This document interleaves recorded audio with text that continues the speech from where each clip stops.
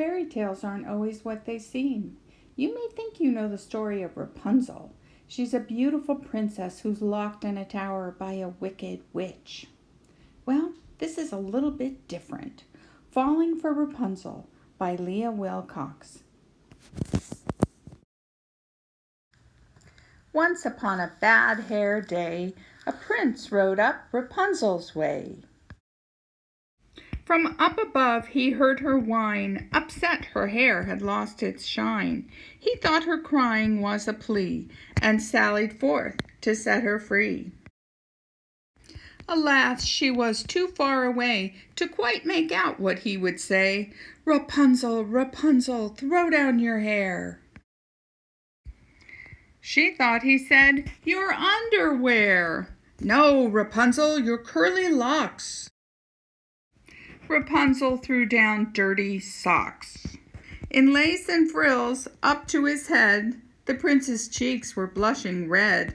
Rapunzel, do you have a rope? Rapunzel dropped a cantaloupe. It burst in pieces on his head. Oh, bad catch, Rapunzel said. Perhaps, he sighed, this is a test, and bound by love, he did not rest. Okay, Rapunzel, how about twine? She heaved out her blue ribbon swine. By now the prince was feeling hammered, not to mention less enamored. He growled up, do you have a ladder? Rapunzel tossed out pancake batter. It covered him from head to toe. She yelled, it's better cooked, you know. At this the poor prince had a cry, and then cupped his hands for one last try. Rapunzel, Rapunzel, let down your braid. Confused Rapunzel pushed out her maid. The maid fell squarely on the prince. Quite pleased with the coincidence, she nimbly jumped off his lap and soon revived the flattened chap. Then smiling said, for what it's worth, you'll find I'm really down to earth. His young heart thrilled, he gave a hoot. For what was more, that maid was cute.